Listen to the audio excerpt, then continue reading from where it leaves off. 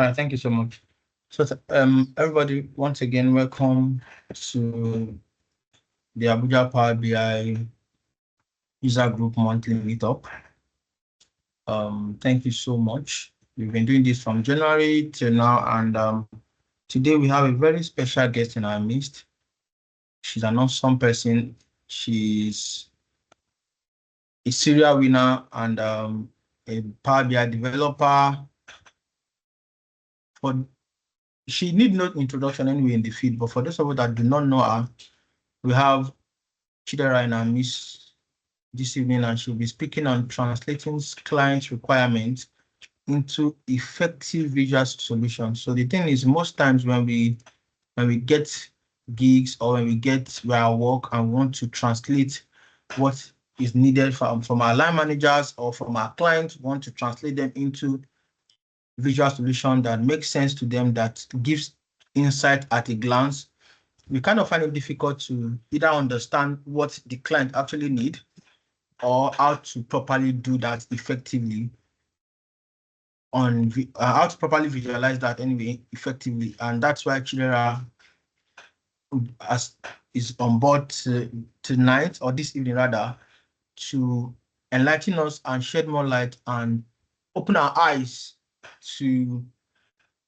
understanding how to go about this. That's one. Secondly, I'm also sure she'll be sharing some of our secret weapons with us in this section, how she has been winning back-to-back F20 or monthly challenges here and there with our visuals and all. So, Chidera, please, can you hear me? Yes, I can. So I know I did not do justice to your introduction. I also know that I may not be in the capacity to properly introduce you like you would want. So I'll give you the floor now. Like you to, if you may or want to reintroduce yourself, and you can have the floor. Thank you so much. Okay, so I think you did a very good job, actually. Really? I don't really say really. I don't really have okay, let me just introduce myself for the sake of it. So, um first of all, my name is Chidera, and yeah, most people call me Dera, short form. So, I'm a data analyst, niche down to Power BI development. Um So yeah, so basically I work as a data analyst. Honestly, I do a lot of things, but I am pursuing this career, and yeah, it's a field that I love. Because I don't know, it has opened my eyes to a lot of things, and that whole idea of trying to solve problems with the tools that we have in hand is something that I really love to do. I love to solve problems for businesses, organizations, and make them to properly use their data to make very beautiful decisions. So yes, that's that about me. And I'm also a community ambassador for one of the popular data communities that we know on LinkedIn, which is the FP20. Um, so yes, I've been doing that for over a year now. I think a year. And I'm also a creator as well. Yeah. Aside that, aside pursuing my career as a data analyst, not a lot of people know this, but I work as a finance admin for a company. I'm not going to disclose the company, but yeah, that's the extra things that I do. there, Cough, cough, cough. there are okay. So yes, so basically, that's what I do as a side work to, but data analysis is something that I want to pursue full time, regardless. So yeah, I think that's basically it. That I think that's what I can remember about myself at the moment. So yeah, that's it. All right. So I think at this point I'll just leave the floor for you to take us to where Sure. you have desired to take us to. Okay, okay. So I'm guessing I shared my screen. Please do, please do. Uh, okay.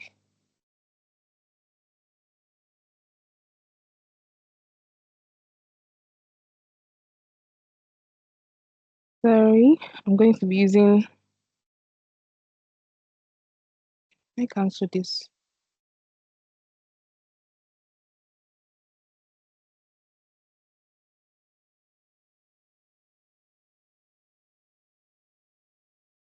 Okay. So, um, today we are going to be talking about translating clients' requirements into visual solutions, as Gabriel mentioned in the very beginning. And please confirm if you can still hear me though.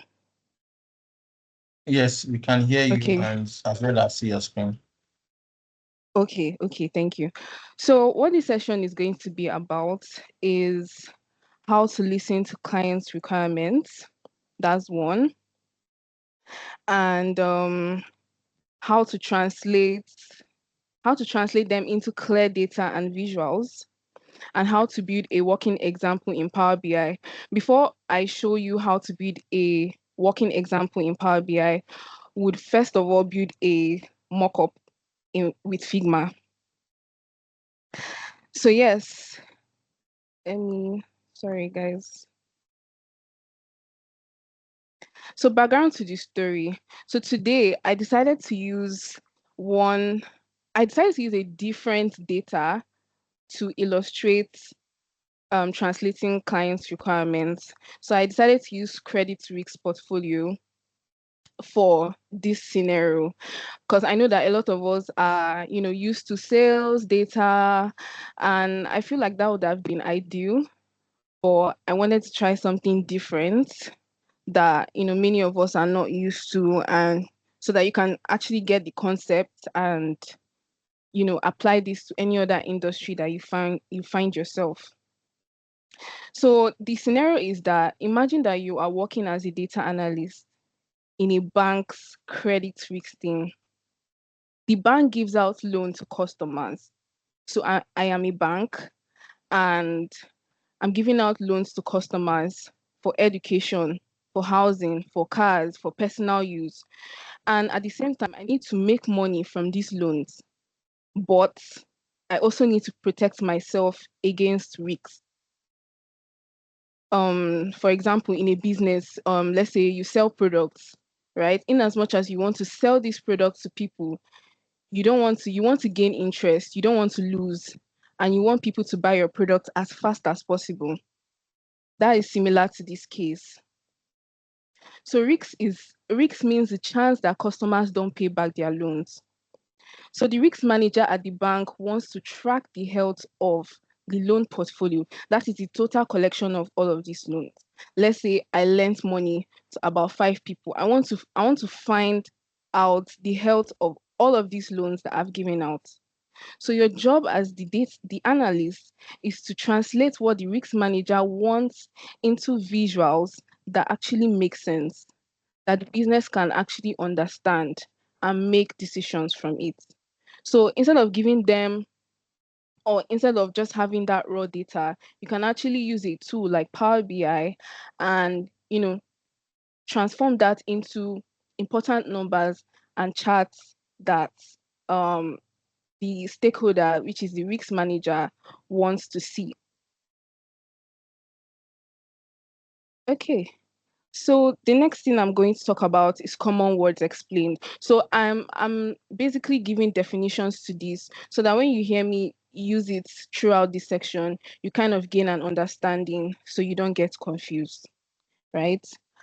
So the first one that we're going to begin with is loan approval rates. So this tells us out of all of the loan applications, how many were approved. So let's say if 100 people applied and let's say 60 people got approved, the approval rate is going to be 60%, which means 60 divided by 100 times 100, that will give you 60%. So now let's relate this to like a real life example so that you get an understanding. Let's say what example will I give now? Let's say, okay, you applied for a scholarship, right? We all know that they're not going to give everybody that scholarship. They're only going to select few people based on some criterias, right? So out of all of those scholarship applications, how many were approved? That's basically what this loan approval rate means. And this is a very important metrics when it comes to credit, analyzing credit risk data. The next thing on the list is loan default rate. So this tells us that out of all the loans that we gave out, now I have applied for scholarship. They've approved my scholarship. They've given me the scholarship. Now, how many of us are taking these particular courses seriously? Okay, I applied for a scholarship to take a particular course. They're giving me that scholarship. Now, am I taking the courses? So that is similar to like loan default rate. Out of all the loans that we gave out, how many people failed to pay back? So if 100, let's say 1,000 loans were given out, and let's say 50 people stopped paying, the default rate is going to be 5%. 50 divided by 1,000 times 100. The next one is total loan amount. So total loan amount is the total value of all of the loans given out. So let's say I gave, for example, Gabriel 1 million. I don't know, who can I use? Let's say I gave I'm sending at my least account. so let's say I gave at least 3 people 1 million, 2 million, 3 million, right? So my total loan is going to be the total of all of these loans that I've given out, which is 6 million. So that is what total loan amount is, and it's a very crucial um metric in credit risk. Now, average interest rate. So this is like the extra money that customers pay back to the bank on top of their loan, right? So if let's say the customer borrows like 1,000 naira at 10% in interest rate, so they must pay 1,100 in total. So you can see that the money has actually like doubled. Okay, not doubled, but I mean it has added value in this case. So this just shows like how expensive loans are for customers, like overall total loan amounts. Next one is loan portfolio yield. So this is the profitability of the loan portfolio. So it looks at how much returns the let's say the bank are actually making compared to the loan it gave out. Um okay, so what example? Let me say if the bank gave out 10 million naira and earned 1 million in interest, the yield is going to be 10%, right? So I don't know, is this the okay, the sixth common word will be loan grade. So this is the rating given to loan to show risk level. So it can be graded A, it can be graded loan B, loan C. It just depends on how like they want to group them. So grade A can mean low risk, right? Customers are very likely to repay. Grade D might mean high risk. Customers must are most likely to default. So that is what it means. Now the next one is debt to income ratio. So this compares how much debt a customer has compared to their income. So if a customer earns 1,000 naira a month, that's not realistic. But if a customer earns 1,000 naira a month, but already pays 500 in debt, their debt to income ratio will be 50%, which is like risky. The next one is loan intent. So like this is the reason customers borrow money. Like I said in the beginning, maybe they are trying to borrow money for education, car, home, like medicals, anything of that sort. Like there has to be a reason for why you're borrowing this particular money. And then country just shows the geographical location of these borrowers, right? That they can be used to like spot risks in like specific regions. Okay, now so like let's go into the actual thing. So I gave these definitions because part of like the examples I'm going to be showing um moving forward, I'm going to be saying them often. So just kind of give you an idea. So key definitions, right? So one thing for sure is that as an analyst, we live in like two different worlds. We live we have the client language, we have the data language. So requirements are what the stakeholder says they want, right? And these are often said in like plain business language. The second one is stakeholders. So this is the person who actually needs the insights. This is the person that actually needs the insights. For example, the risk manager, the CEO, the branch manager, etc. Next one is KPI. So KPI is known as key performance indicator. So this shows like progress, how success is tracked. Like we saw in the previous slide, default rates, loan profit yield, loan amount, loan amount. Okay, no. Default rates, approval rates, loan profit yield. These are KPIs. So they are used to show success, progress, and all of that. The next one is metrics. So metrics, these are raw numbers. These are raw numbers that measures performance. So we have total loan amount, number of defaults, etc.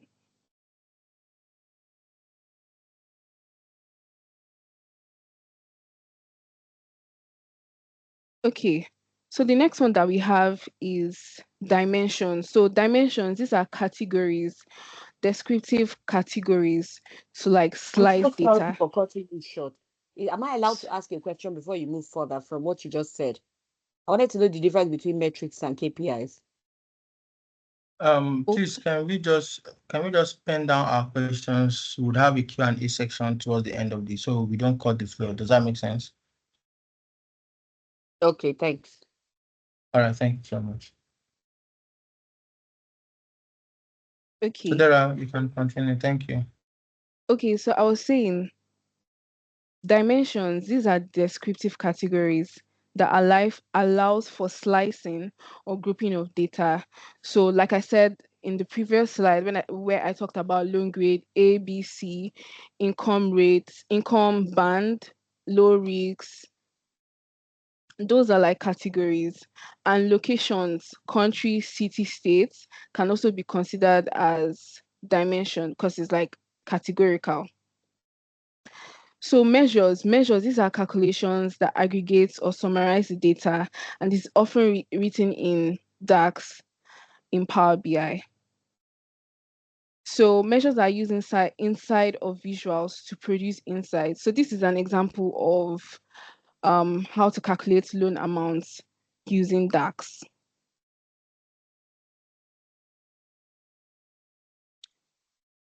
Okay, so how they work together. So first of all, let me explain something that this particular process is structured.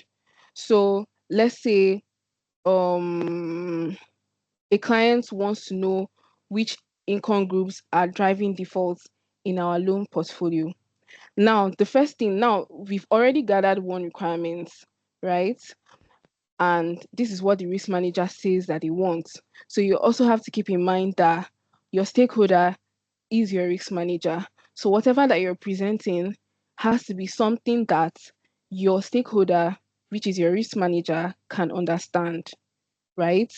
And also how you present your insights, the kind of visuals that you use to is also very, very, very key. So now we can go as far as identifying some of those KPIs that the risk manager might want to see. So from, let's say this is the client's requirements. So from these requirements, we can see driving defaults. That's one. So we've already seen that, okay, loan default rate is one important KPIs that are being tracked in this particular industry. You can go ahead to do your research. It's very important because like you might find yourself in an industry where you know nothing about it. And sometimes researching can save you a lot of stress, a lot of, time as well. So you know that loan default rate is what the risk manager is asking for at this point. You now go ahead to um, create metrics around it, like approved loans, defaults. And then you go ahead to create a measure in Power BI that you can use together with that you can create to put in each of these charts to provide insights. And now for dimension, you can see that he said he wants to know which income group are driving defaults in our loan portfolio. So now you can see dimensions, income band, loan grade. Remember, I said dimensions are categorical.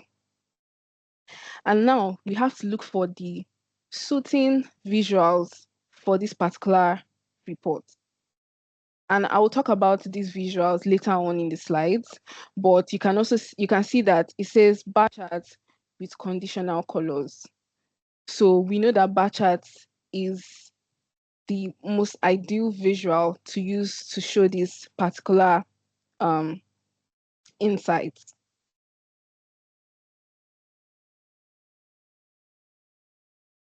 Gabriel, I wanted to ask how many minutes do I have? Because I feel like there's so much slide and I don't want to waste time explaining a lot. Just want to Okay, just confirm. check your WhatsApp. I've got something on your Okay. WhatsApp.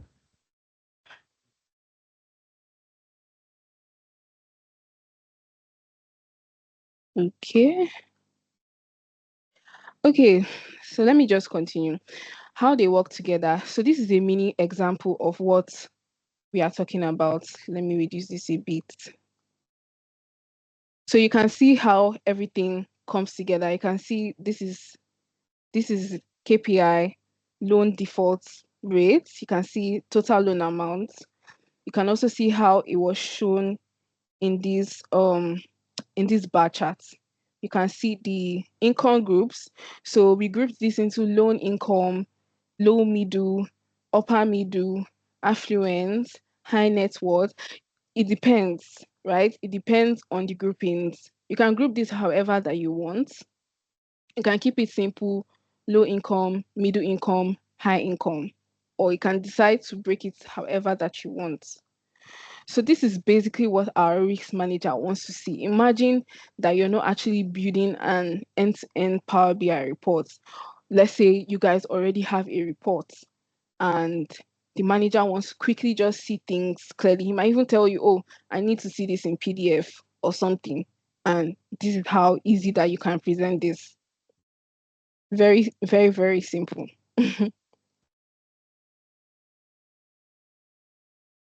Okay, so the next thing is the process. So this particular process is actually structured. So first, you collect the client's requirements. In this case, the risk manager wants, let's say, a one-page portfolio health overview. Then you reinstate it as an analyst in analyst term. So that means KPIs for loan exposure, approval, rejection, defaults, and let's say maybe returns, right? And you need to break this down into data needs, metrics, dimension, and all of those good stuff. And the next thing that you need to do is to choose a visual that fits the question, that actually answers this question. And then you can go ahead to build a mock-up that, kind of validates in Power BI, and then build or present your insight, present the storytelling. So building of mockups is something that I would actually show you how to do in Figma. So collecting of requirements. So when the risk manager says, I want to know how many or how much exposure, which is like the loan amount we have in different countries, don't just stop there. Ask questions, right? Because let's say, for example, you work in a consulting firm and you know that you don't have direct okay, let's say the consulting firm hired you as a Power BI developer, right? So most of the time you don't really have direct communication with the actual clients, the clients, right? You don't have actual access or actual direct communication with them. This is what your boss is telling you, and then you have to do it because they hired you as a Power BI developer. You have to ask multiple questions so that you don't just do things like based on assumptions. If not, they're going to fire you. They're not going to pay your full money. That's just that's just it. If you do rubbish work, you collect rubbish money. So that is why you have to ask a lot of questions that would help you, you know, guide whatever analysis that you're doing. So you can ask questions like, do you just want total loans? Do you just want default rates per country? All of those stuff. And then in a scenario where you're building a full report, that is when you actually now have to break down these requirements into smaller bits, and then decide where to put what, and decide the number of pages that you're going to have in your report.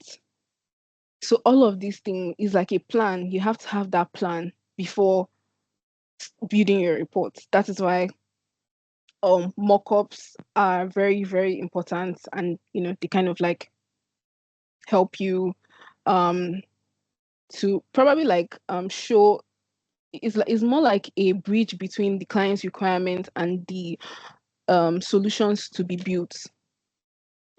So so what you have to do is ask questions. What business decisions will this support? Who is the audience? That's who is your client, right?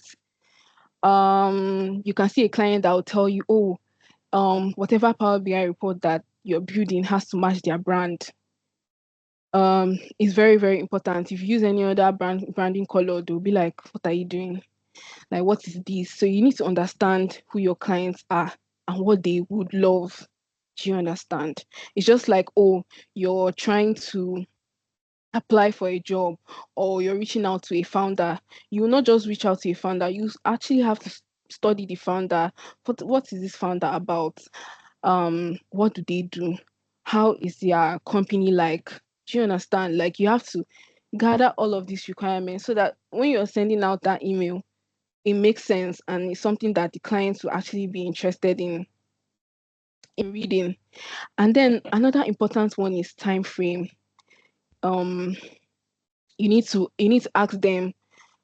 Some people can tell you, oh, they need this report in 5 days, but you and I both know that this report cannot be completed in 5 days. You need like a month. So you need to ask them time frame so that you can kind of like align that with what the business like is. If it's not something that can be produced in a week, which is not even feasible, you have to, that is why you have to ask so that you can actually confirm and all of those stuff. And then what level of details is needed. Some clients just need surface level things. Some clients will tell you that, CEO, is map me, I need to see it on my reports. Let's say, for example, okay, so a client, they normally use Excel for their data, like everything Excel. to present insights. They just put one bar chart there, and that's something that they'll be looking at every month, or maybe let's say every week. And because they are used to that, they're used to that bar chart, they expect that they need to see it in this particular Power BI report, right? You even have arguments with them that, oh, see, pie chart is not the best visuals for this, so they'll tell you no, they want to see pie charts. So that is why you need to gather all these things, so that when you're actually having, maybe let's say, your next meeting, you guys can disagree to agree at the end of the day. So okay, I think I talked about this translating requirement. I want to see the help. I think I talked about this previous one. Yeah, I think I talked about this. So this is a table vis that kind of shows you how everything comes together. Um, you can see overall portfolio health. These are the metrics that can be tracked. These are the visuals as well. So for spotting customers risks, we know that, oh, we need income band, we need debt to income risks somehow, and the best chart is bar chart. Understanding credit quality, loan amount, you compare that with loan grade, and then bar charts.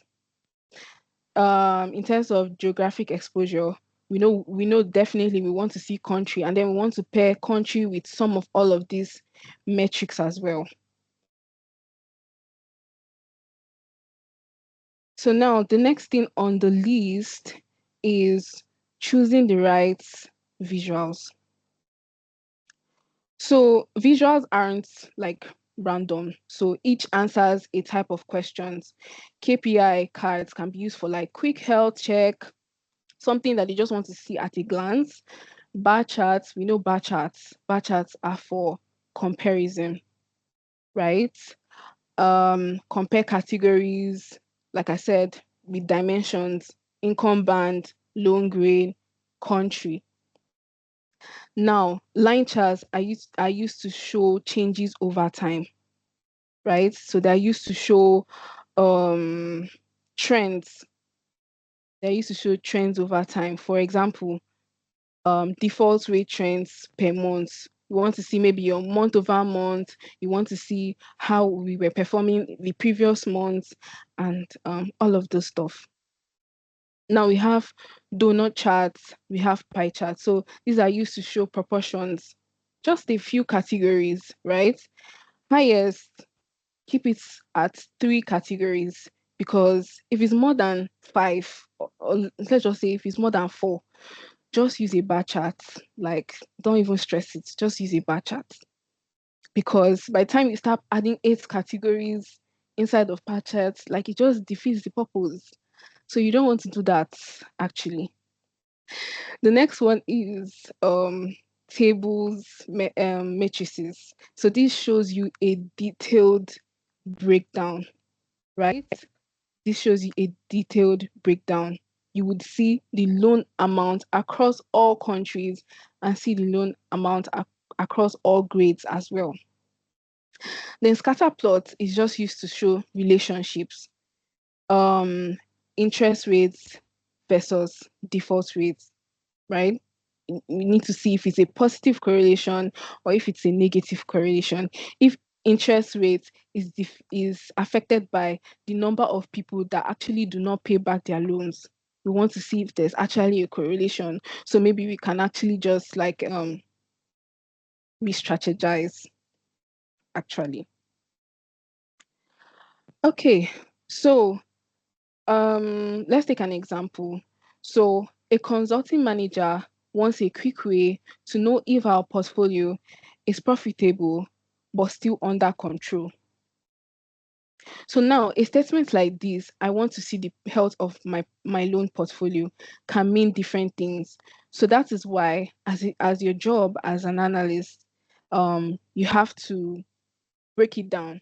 So you can focus on metrics like total loan amounts, defaults, approvals, and interest rates. You slice it by loan grade, income band, country, because this tells us where the risks are. So then pick a visuals, KPI. for high level numbers, bar charts, for detailed breakdown. And yes, that is also why we have KPIs at the top row, so that your stakeholders can immediately see these numbers at a glance. Please do not put KPIs at the bottom. Please do not do that, because that's not ideal.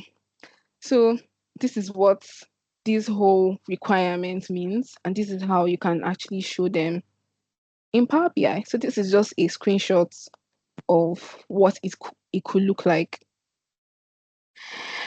Omo, I feel like I repeated a lot of things. Okay. I feel like I've explained all of this countless times. Okay.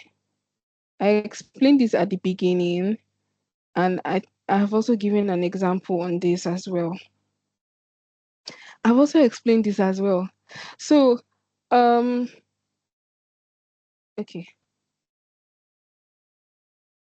Sorry.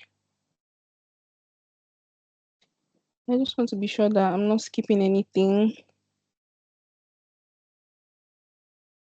Okay, so I think the next thing that we're going to do is to actually build the mockups, right?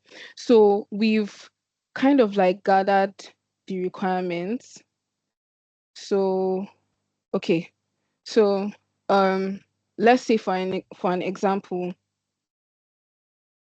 Okay, so let's say for an example, this is a demo work now that we want to do. We want to move into the Figma mockup design, but I had to create a scenario around it. So let's just say a one page, so that we can just focus on the one page. If you want to go ahead to have multiple pages, that's fine. But this is the scenario. So the business requirement is, I want one page view of our credit portfolio. I don't want to dig into multiple reports. I need to quickly see the overall loan amount, how many loans we approved, and whether defaults are under control. On top of that, if I see a problem, I want to drill down into which customer groups, risk categories, or countries are driving it. And I also need to know if we are making enough yield on the portfolio, considering the interest rate. So now we've identified some of the KPIs and the metrics. I know we might be asking, oh, how can I know some of all of these metrics? Do I just how do I know that this is the particular metrics that we should be tracking? So I'm going to start by, okay, so there's this website, HQ Metrics. I don't know, somebody told me about this website on LinkedIn.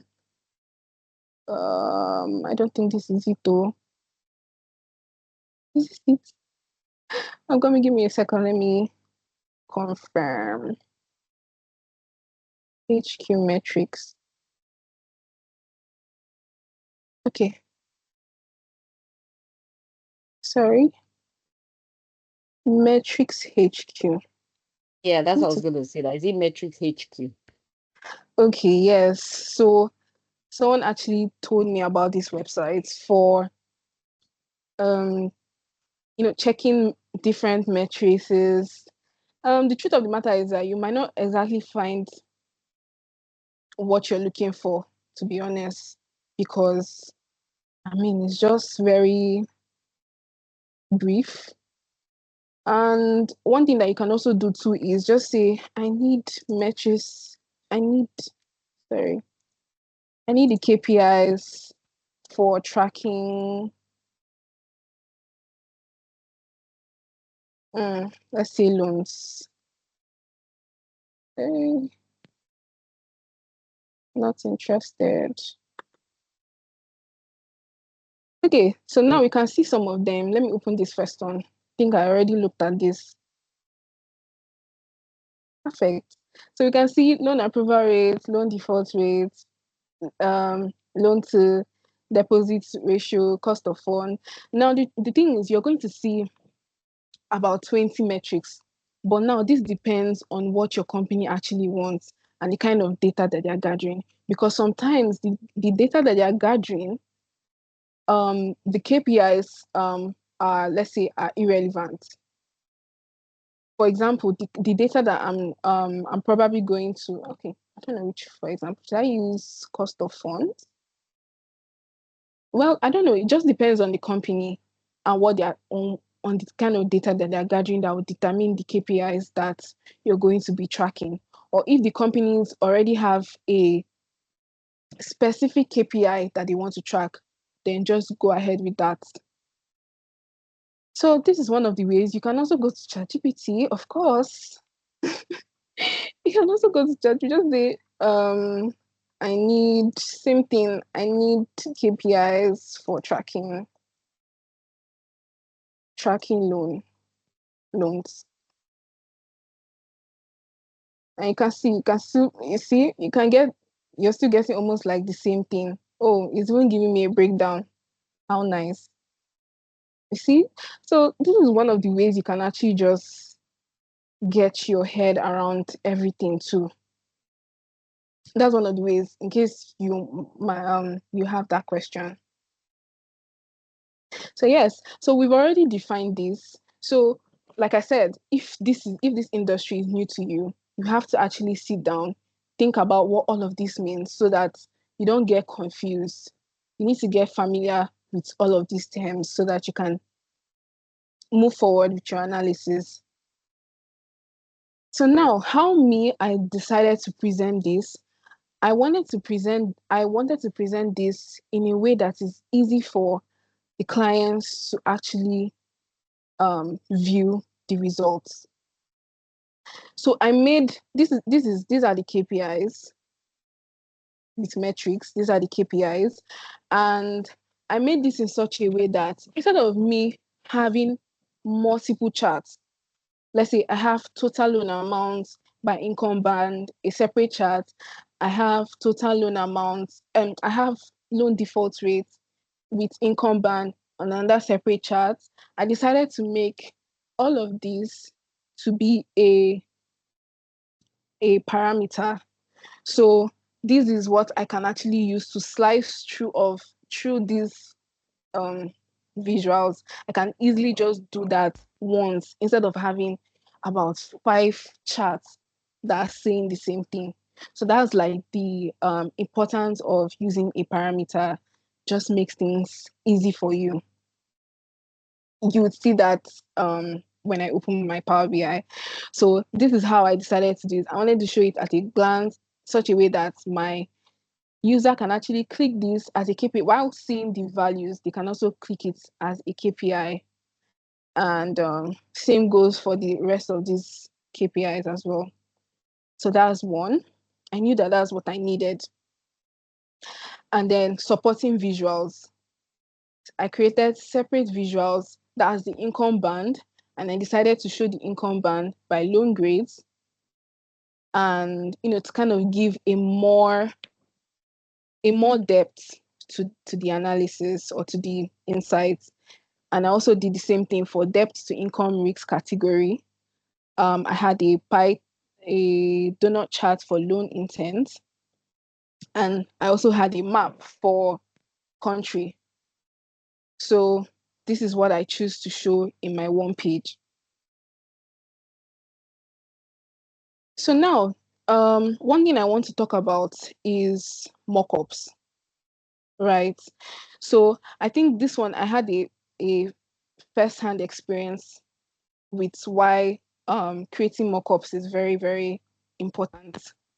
It might not be important to whatever what's it called, organization you might find yourself in, but there are some people, like I said, for example, the previous example that I gave about a company having to have some of these data and insights on Excel, and they met a consultant, and after the meeting and everything, they said, you know what, Excel is not going to be the ideal tool for this. We need to migrate to Power BI. And now, for a client that is used to Excel, right? They've been using Excel for over like 9 years or so, and you're now telling them, oh, you need Power BI.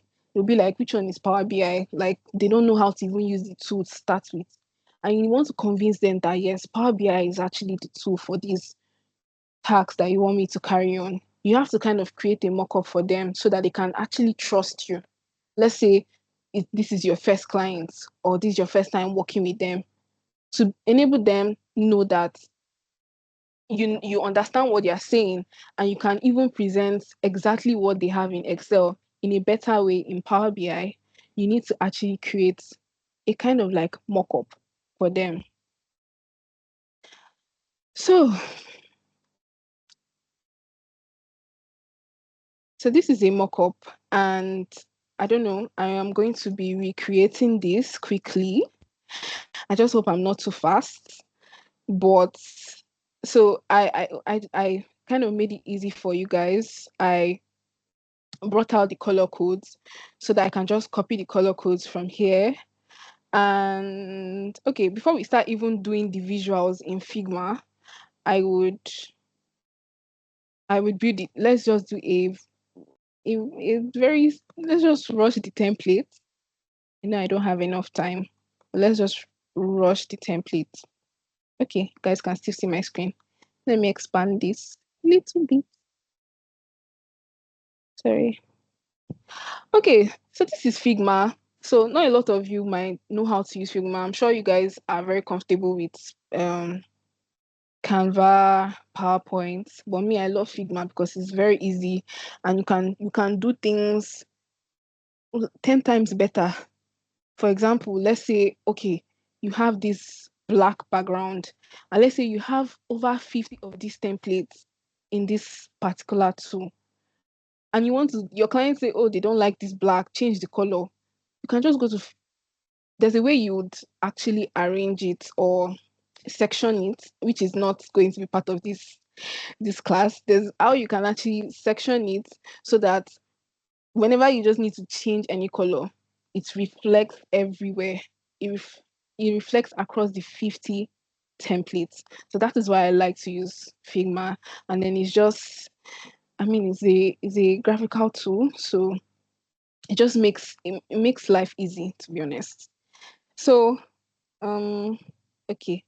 So in Figma, okay, let me expand this back.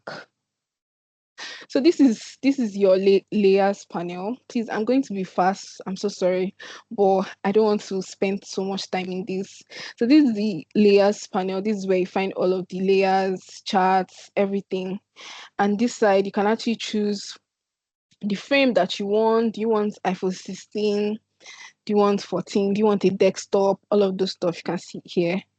So this part is more like the tools pane. You can find things like shapes, line, text, and all of this is kind of advanced. So this is frame. You can see I just clicked on this arrow and then clicked on frame. So I want to create a frame where I would have all of these, my visuals inside. It just helps me to be organized. Yes, that's the word. So you can see this plus sign. That means that my frame is active. So you just like, sorry, just like double click and expand this. So we've created a background. We've created like a canvas for all of our visuals. Now you can see this pane. You can see design, prototype. So I'm not going to be explaining what all these things are, but just follow me. I'm just going to be reusing some of all of these things like the appearance, feel. So this is for changing color. This is for changing the corner radius. So let's give this 30. And you can see it's no longer a regular rectangle. You can see the corner radius here. So most times in report, especially if you're working on any challenge, they'll tell you, oh, you must use a width of 920 and you must use a height of 1080. So that will just keep you. That's that on that actually. So we have 190. This is like the default desktop what's it called, dimension, so that anybody that's going to be viewing your reports with a computer, a PC, it will just cover the screen perfectly. So that's that on our frame. So if you look closely, let me just highlight. If you look closely, you can see that there are like about three different colors. We have this I think this is a gray, a lighter shade of gray. We also have this, and we also have our white. Yes, our white. So we're going to change that color. Guys, I'm so sorry for being too fast, but yeah. So I'm just going to click on my view, and okay, I think I brought out the color here. I'm going to click on this gray. Yes. So now I'm going to do the same thing for the remaining one. Just remember, it's just shapes. There's nothing deep. It's just shapes. So if you can put all of these shapes together, make sure that it is properly aligned. It has equal spacing depending on the context of what you want to present. You're good to go. It's just shapes. Unless you want to do anything extra, that's fine. So I'm going to take another rectangle. I'm just going to draw it. Draw it. Okay, let's give this 1920. Since my frame is already 1920, I need I need to reduce it a bit so it's not the same size with my frame. So I'm just going to say 1920 minus 20, right? Then I'll also say 1080 minus 20. Okay. Okay, let me change the color because it's not visible. Sorry, let me just pick this color. Okay.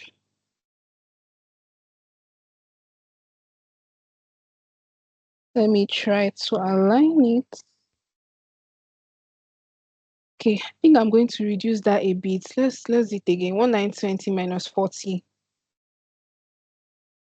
1080 minus 40.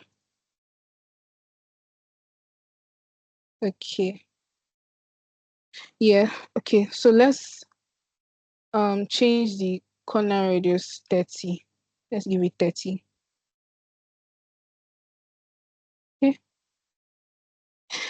Let's do minus 40 again. Okay, let me duplicate it. So I put my hand on Alt. I duplicate this, right? So you can see it's duplicated. You can see that if I hover around, it's kind of on my main Canva. But if I bring it inside here, you can see it disappears. That's why you need to build, or you need to put that frame first, because it just helps you put everything in an organized way. So let me change, sorry, let me change the color to this and click white. Okay. So I'm also let's just do minus 20. Since I already have the width here and it's from the previous rectangle, I'll just do minus 20 pixels and do minus 20 because I want it to be smaller. Okay, so I can basically use this now for my placement. One thing you can also do is add shadows. I like to add shadows.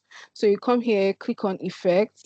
I don't like to overdo it though, but at least let it just be there. So like everything just kind of pops out.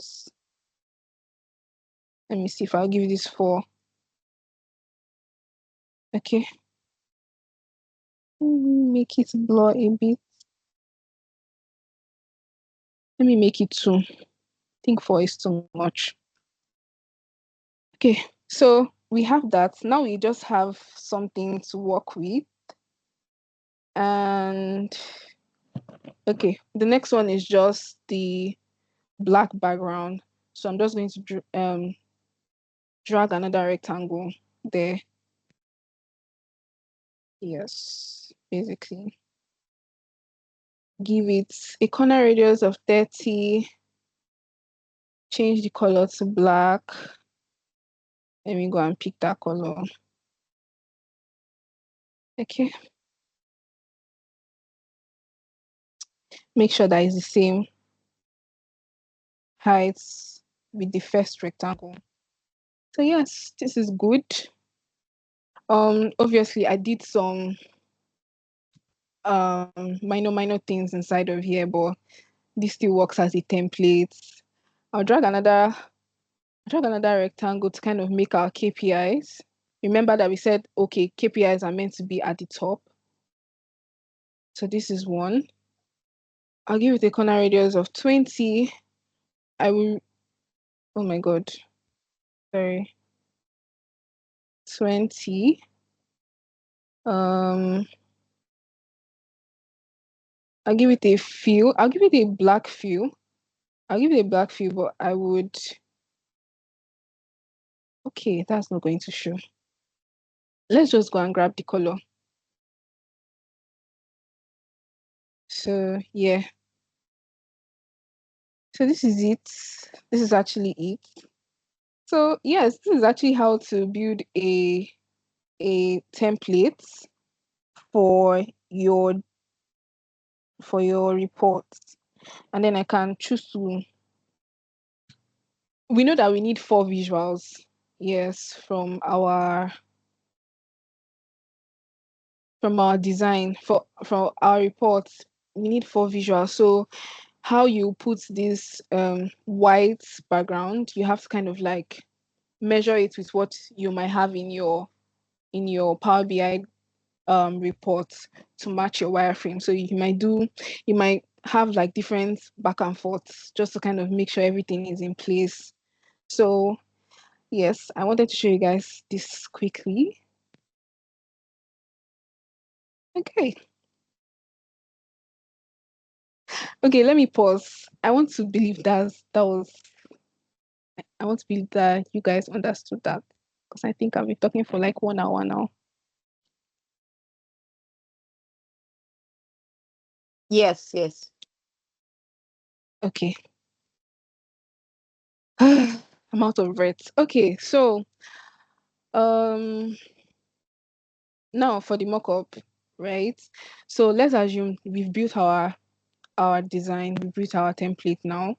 And remember, you want to show your clients how it is going to look like in your report, or what you envisioned for the report. So now this is total loan amount. So the last thing I didn't show you was text. So if you come down to this tools pane, you would see this T icon. If you click on it, you see it's active. You can see the plus sign, it's active. Let me zoom in a bit. Okay. Okay. So now if I click on this, let's just say I want to write something there. And what I want to write is loan. Sorry, it's a bit small, but we're going to increase the size. Loan approval rate. So while it's still active, I'll just press my Ctrl A to highlight, and then come over to this, my properties pane, click on this. I mean, let's give it 16. Okay, 16 is still small. Let's give it 18. And let's change the weight. Oh no. No. Let's change the weight to, let's say something like, okay, let's say regular, and let's increase it a bit. Let's say 20. Okay. So we're going to have this like this. I can come here, put my hand on Alt. While this is still active, I can put my hand on Alt and drag this down. So everything literally is copy paste, shapes, rectangle, circle, like it's just like that. So it's nothing, it's nothing deep, to be honest. I'll just make here extra bold. Extra bold. Let's say, let's give this 30. Let's give it 30. Let's change this to 78.18%.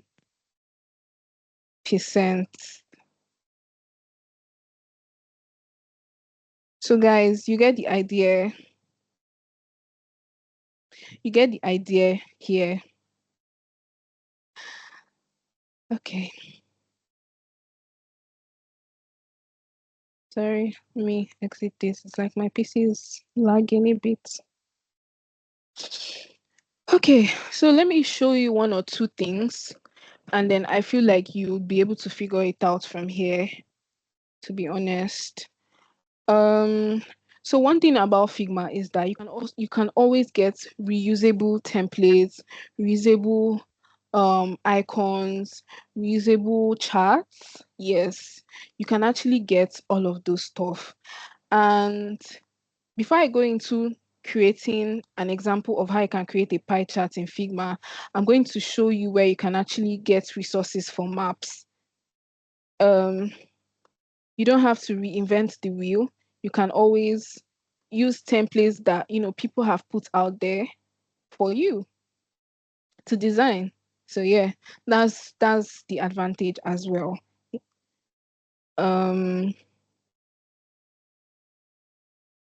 okay. Okay, well, while that is loading, let's go ahead to create our pie chart. So if I go to this tools pane, you see these ellipses,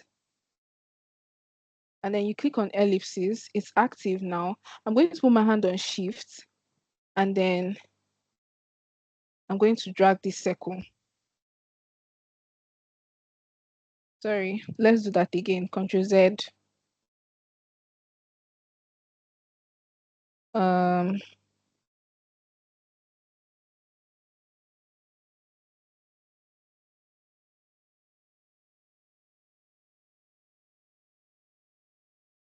sorry guys, I don't know what's happening.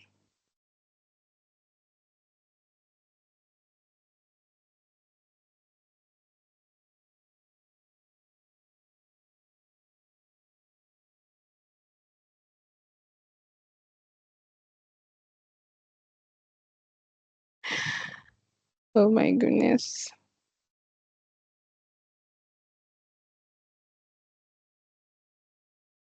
Guys, please just give me a minute. I don't know what's happening. Okay, so it's active now. I'm going to put my hand on shift, and I'm going to drag this. So I'm putting my hand on shift because I want a perfect circle. So if I remove my hand on shift, you can see how disfigured it is. Like it's, but if I put my hand on shift, it has a defined dimension. So I'm going to release my hand and then release my hand from shift. Then you can see this circle arc. Can you see this circle arc? I'm going to drag it. Yes, I'm going to drag it. Okay, let me not drag it too much. Then this place where you see ratio, I'm also going to drag it. Right? I'm also going to drag it. And then I'm going to say, give it a corner radius of 30 because I want this edge. I want this circle edge. So I'm going to move it. Let's move it. Let's create something similar to what we have.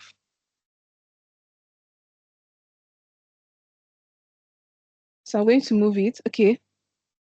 So now that we have that, all I need to do is just do Control C, Control V to copy and paste because I want them to still be in the same position. I don't want to move that.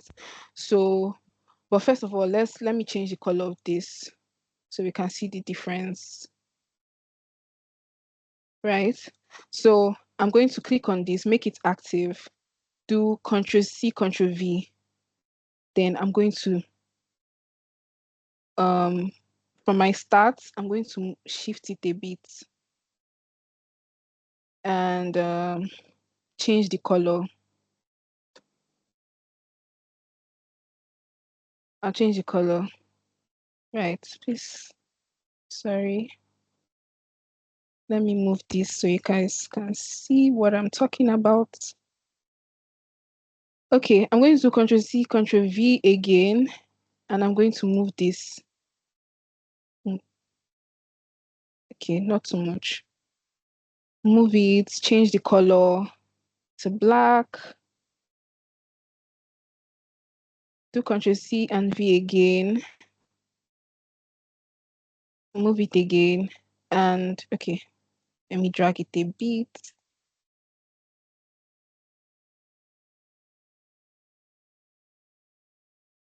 And I'll change the color to pink. So this is an example of, okay, so I'm going to highlight everything because these are different shapes. And I'm going to click on Ctrl+G to group it. So Ctrl+G, that's grouping. So we now have our pie charts. So I can put my hand on Shift, reduce this a bit, and you can see that we've created something similar. So that's that on pie chart actually. And like I said, that you're going to see a lot of resources. Let's go back to files.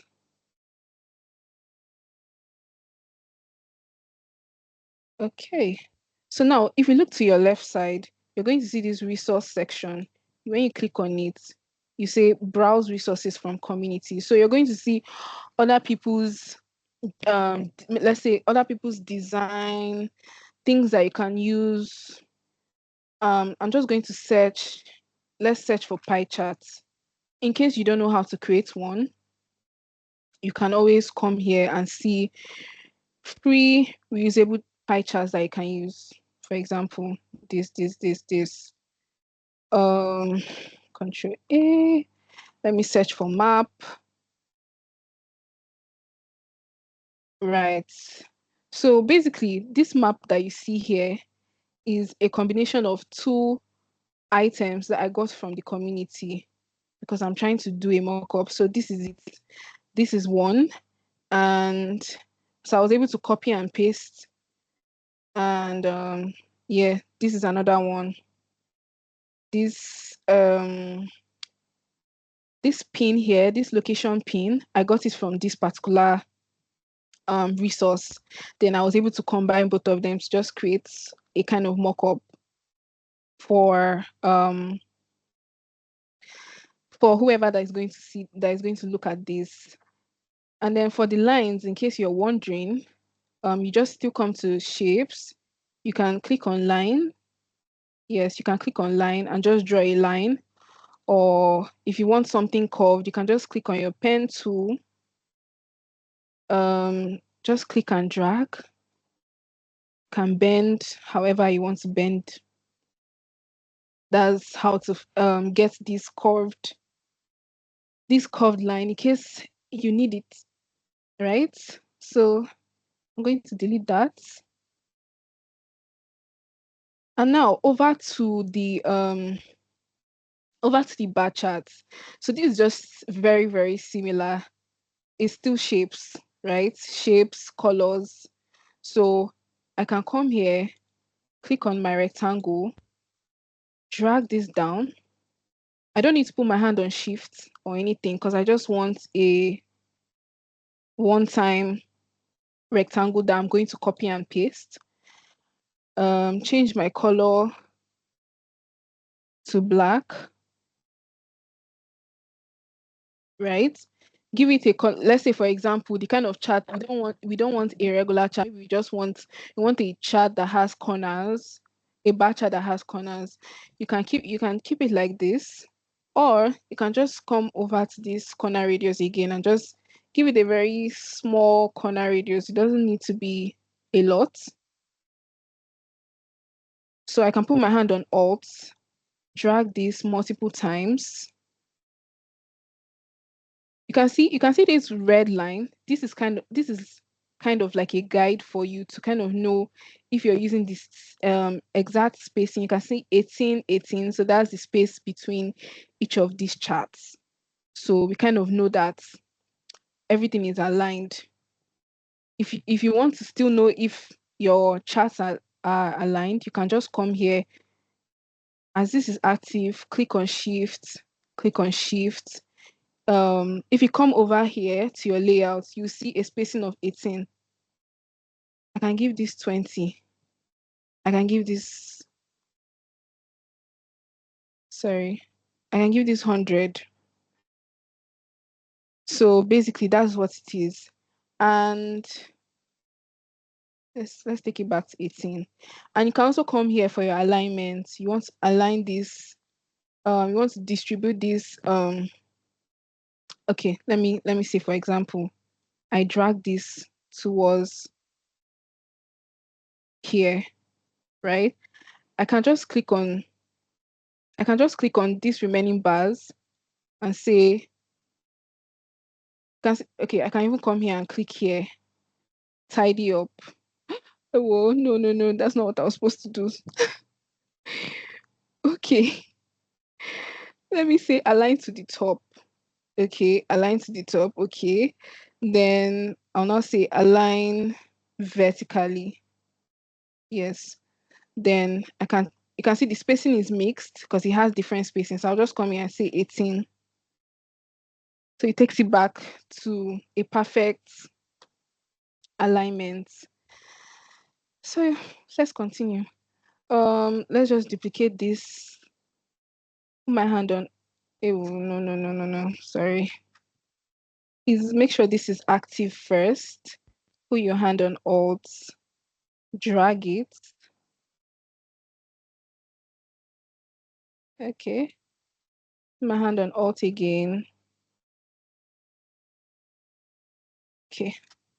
So I can just come here, reduce the size, right? You're trying to show your client that this might just be a trend, or this is just going to be like the movement of it. So I can come here, reduce this a little bit, change the color.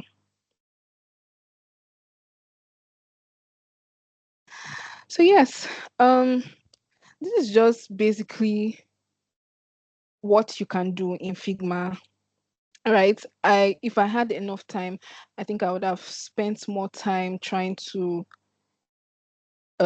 explain all of these one by one and actually create the full mock-up. But this is I think I've touched a lot of a lot of things here. These are just text, shapes, color, like I said. So nothing intimidating.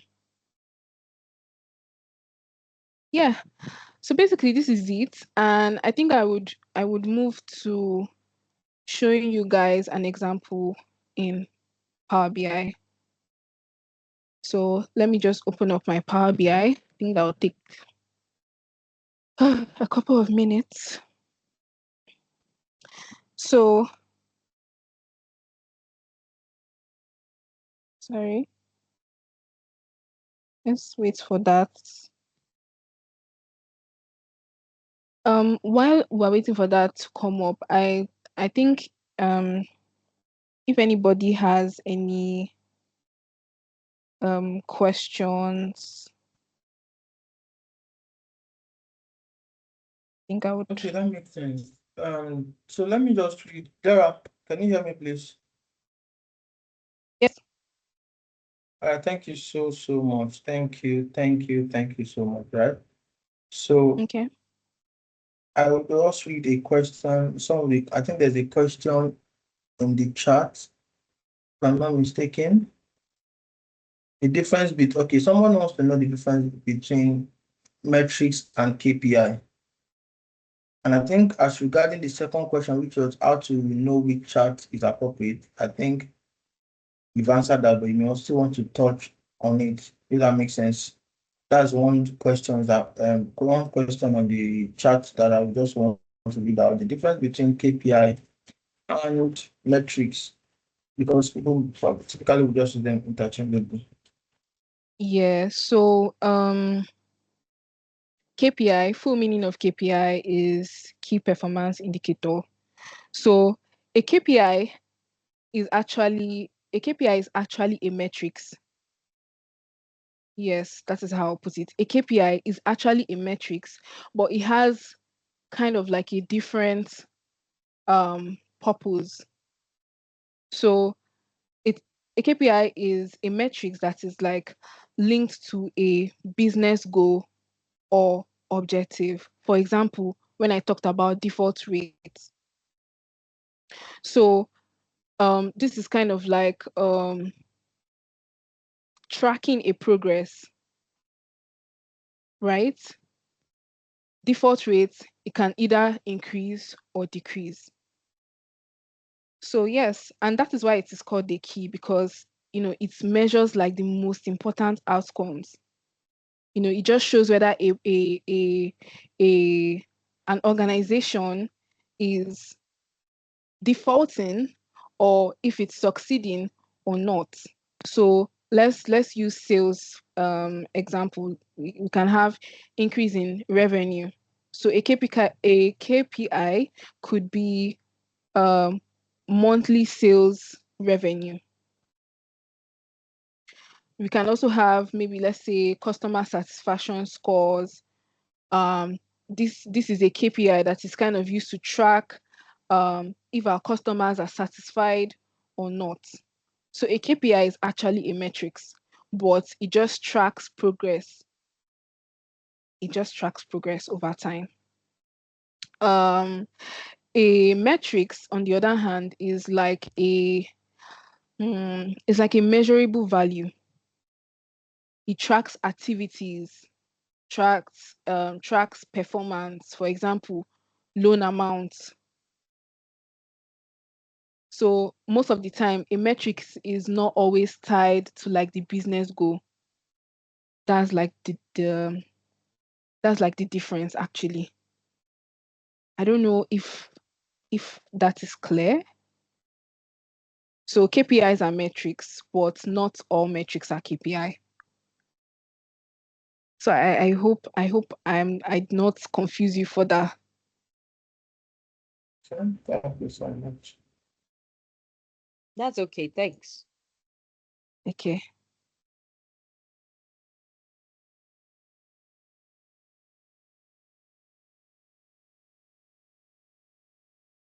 I think my screen is lagging from my end, so I would have loved to see your screen later, but I may have to watch the recording again on YouTube. But Zara, where are you currently? I think my network is lagging.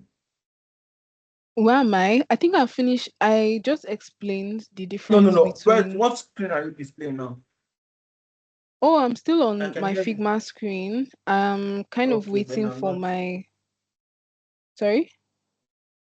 Then I'm okay. I'm with you then. I thought I was saying I was the only one staying there.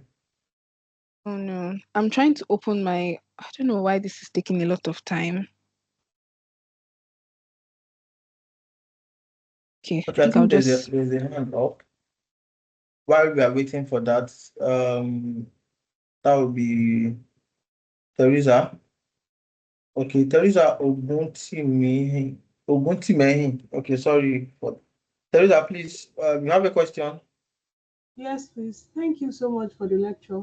I just want to clarify. I am seeing community Figma, and you were talking about the difference between Figma and Canva, and how Figma is more, will I say, more important, that you can like just work on one page and it will reflect on all the pages. But I want to understand, like, how do you get to this Figma? Oh, okay. Sorry, I didn't. Power BI, or because I'm seeing community Figma, like, and I saw something like iPhone 16, iPhone whatever. So does it have to do with iPhone users? Can you do it on your system? Like, how do you get there? All that. Okay. Okay.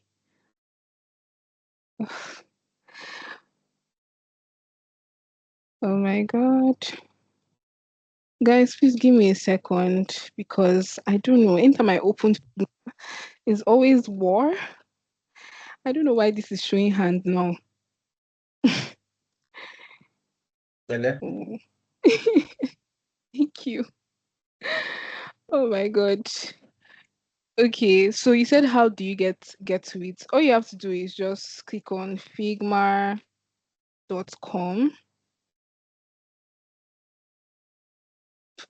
Okay.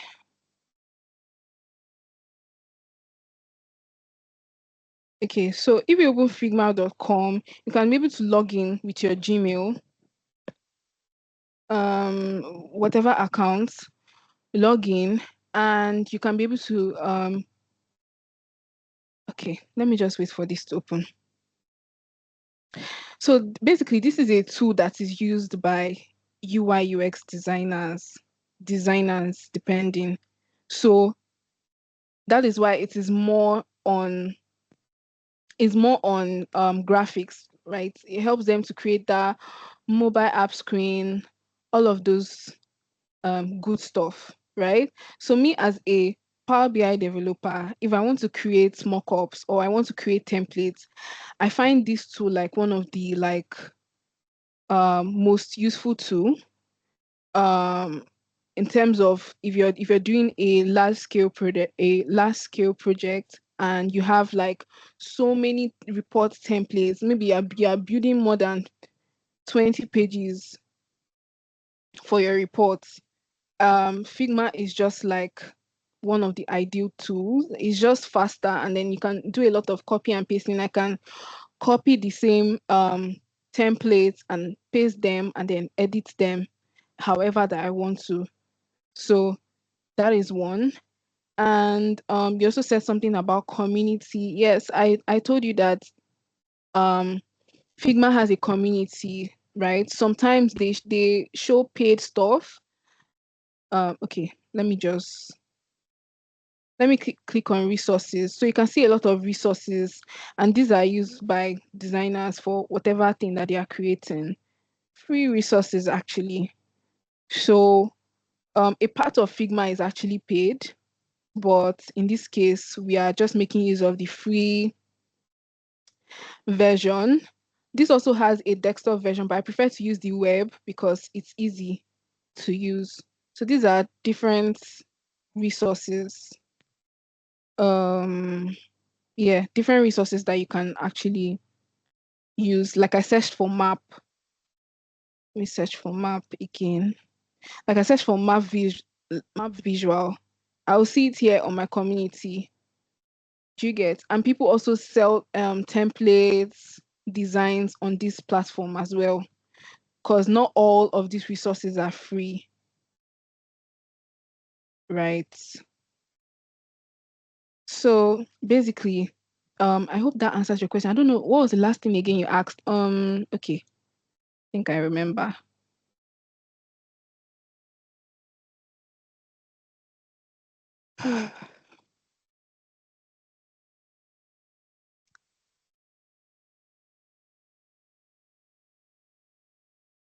Guys, this is what I was trying to avoid, but I'm not sure. I don't know why my PC is hanging. I think as I open Power BI, it's just, I'm kind of stuck. Maybe it's my mouse.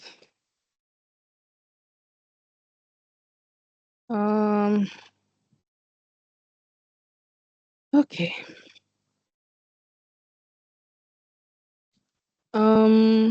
Okay. Are you still on the call? Yes, we are. Okay. So Okay. Yeah. why are you actually trying to why are you actually trying to wait for that? There's a long question here on the group, on the chat. Okay. It's a very long one. Somebody is asking, say for staff data, basically recruitment and retention, what kind of insights should one look out for, right? It's not, now went for that, say the data contain maybe the staff name, their grade, their current department, their previous employment, and if their current role are profit driven or cost driven, right? So they're looking at customer staff retention or and recruitment, and what should be in a one-page report. It's a very long one. You may want to. Do I need to read it again?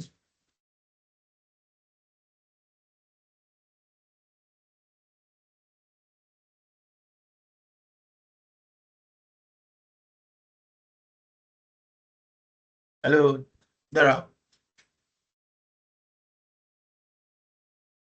Can anybody else hear me, please? Yes. Yes. Okay, I think Dara is up. Dara, if you're on the call, can you confirm you can hear me?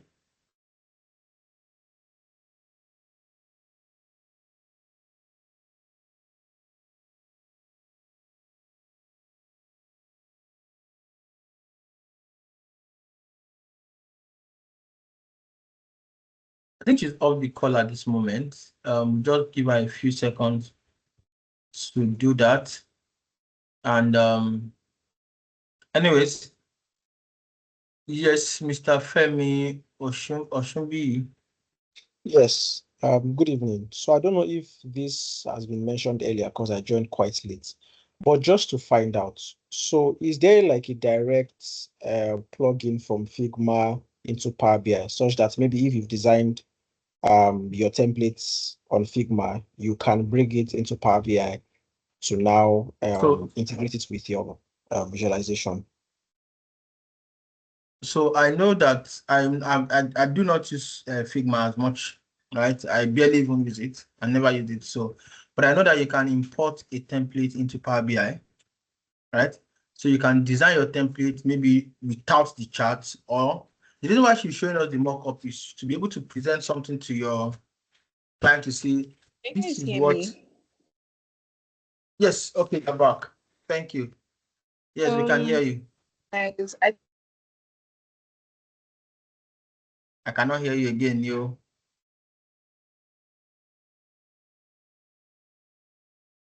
And no, it's not even about I think I saw somebody say connection.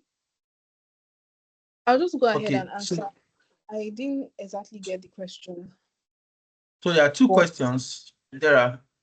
Okay. There are two questions. So the one on the chart, which is the long one, talking about what to look out for, what are the kind of insights you want to generate when you are working with a customer, a staff data that is basically recruitment and retention. What are the key insights you look out for?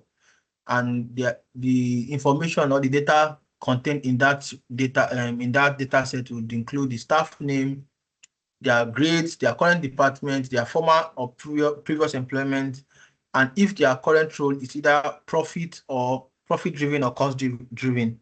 So it's asking what kind of insight would you want to look out for or generate in such circumstances or situation, and what should a one-page report look like? That is the first question.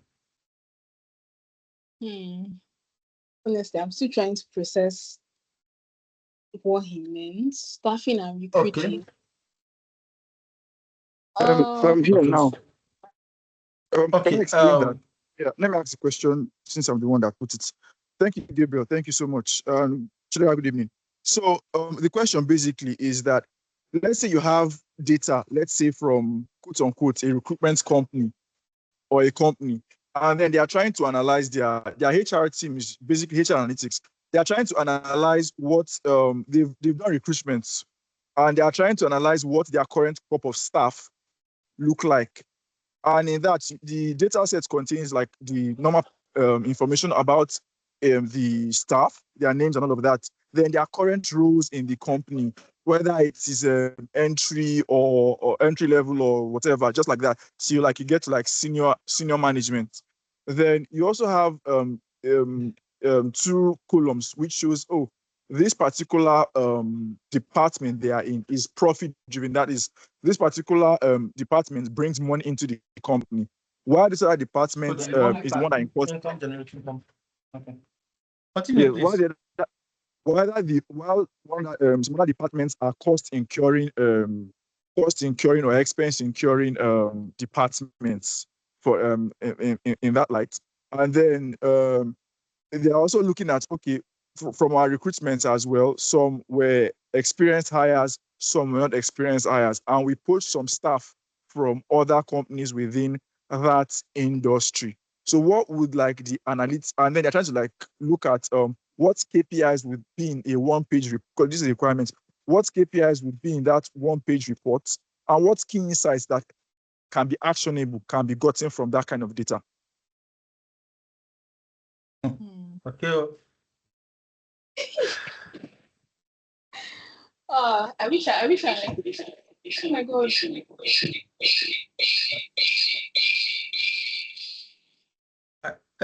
Ike, can you please mute your mic first? Let's know where the other echo is coming Yeah, from.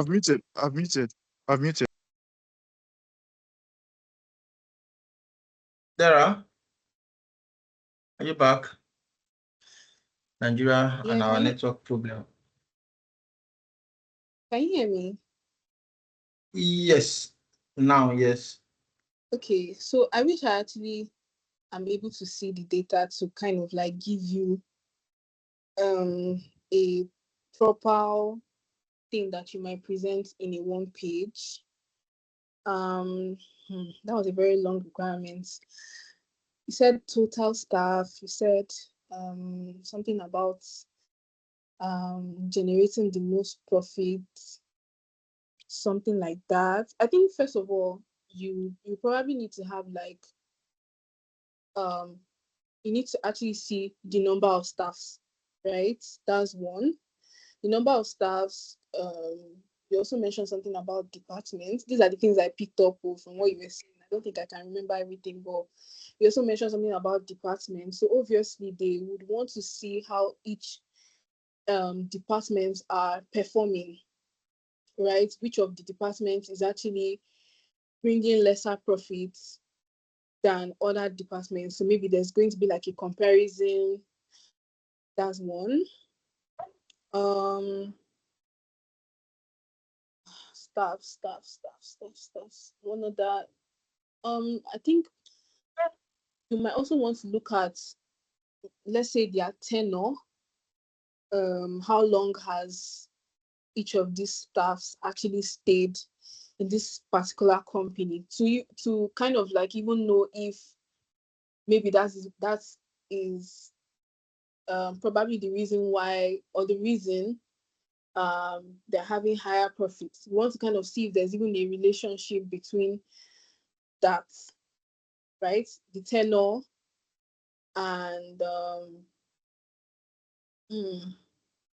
the tenure and their department as well. So is it because they've stayed long, that is why this department is doing well? Another thing, I don't know if you mentioned this, but another thing can also be their salary as well.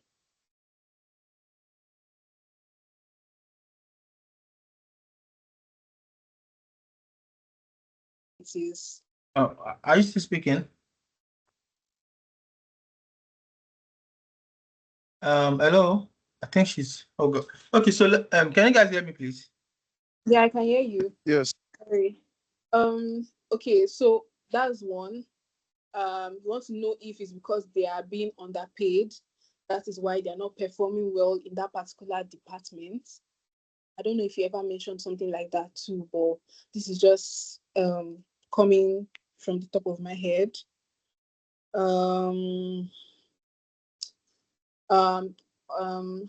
Okay. How hours worked can also be a factor. Yes. Are they overworking? Is that why they are not performing well? That's also a factor. I don't know if you mentioned any important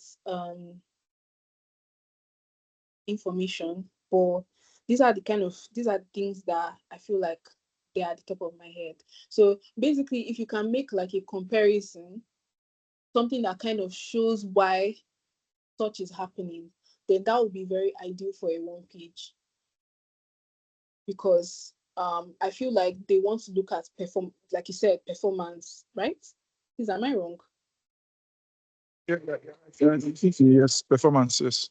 Exactly. So you're going to focus on KPIs that kind of track, or factors that kind of like affect people's performance, like these staffs, their performance, contributing factors. I feel like once you've found out, like once you've done like a comparison, like you're checking the relationship, maybe you're using a starter plot and you're checking like the relationship, or is it because they've been overworking, that is why. So by the time you're done with that, you've kind of like seen if there's a let's say a positive correlation between that, then you can now go ahead to like present that on one, like on the one dashboard, right? So that is what you now use to tell them that, okay, this is now the root cause of why this is happening. And I don't know if you get the idea. So that's something similar to what you can actually do. Okay, thank you, Dara. Thank you, Dara. All right, so I want to add to that, right? Because I heard you mention something about poaching staff from other companies, right? So typically, you've categorized it into profit-driven or cost-driven department, right? But in the recent, so you typically be having income-generating staffs and support staff, right? So there are staff that would typically bring in income for you and revenue, and then there are those that would just take out revenue. However, in the real sense and in the reality of things, those with them as cost-driven department are actually also supporting to make work life easier for those that are bringing in the income, right? So if you are also poaching or getting a staff from another company, I want to believe you'll be going to that length to also bring in those that would generate income. So what you want to do is to look at how each of them have performed over a period of time. Within a period of time, say since we hired them to now, how much revenue has come through them, and then you can now weigh that to, like what Chidera was saying, how much salary you pay them. So you want to know if it's something you want to continue with or not. And of course, if the company, you would typically have their SLEs, right? Their SLEs every month attached to something, or maybe a target. So you can also compare their targets to their, what's it called? Their generated revenue.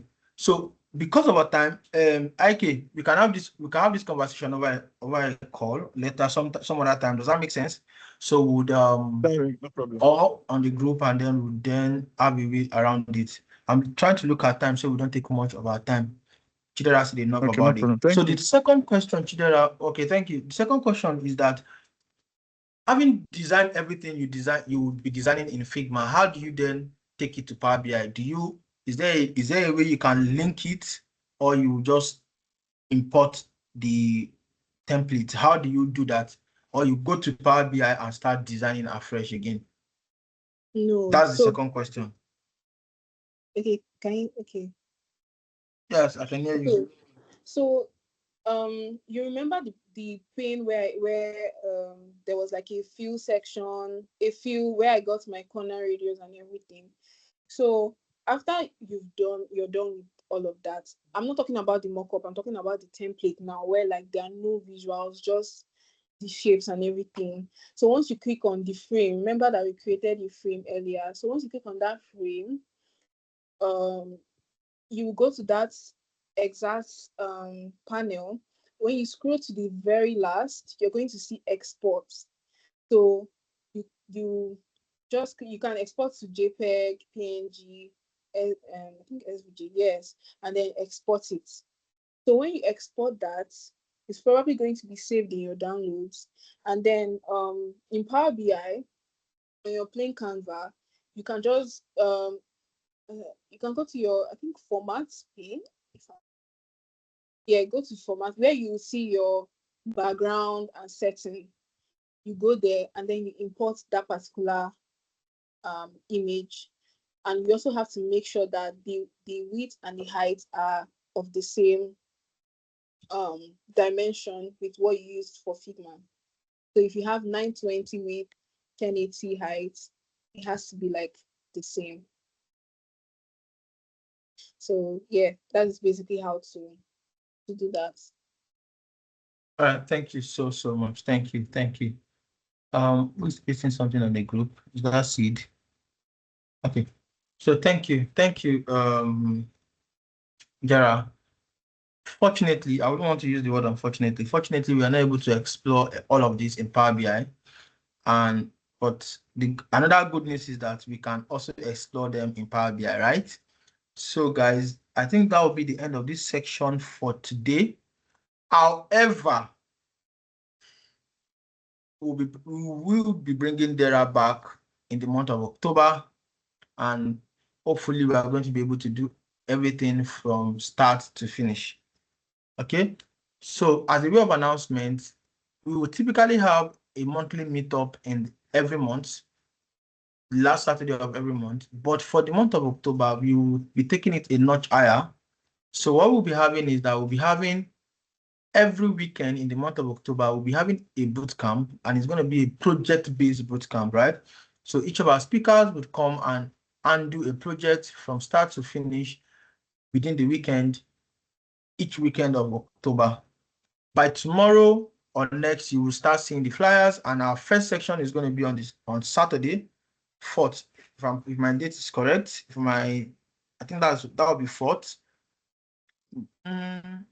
Yes, Saturday 4th. Yeah, 4th will be our first section, and then we'll be having that section with one of our speakers. Please stay tuned, stay connected to all of our social media channels, and rather you have your X and LinkedIn.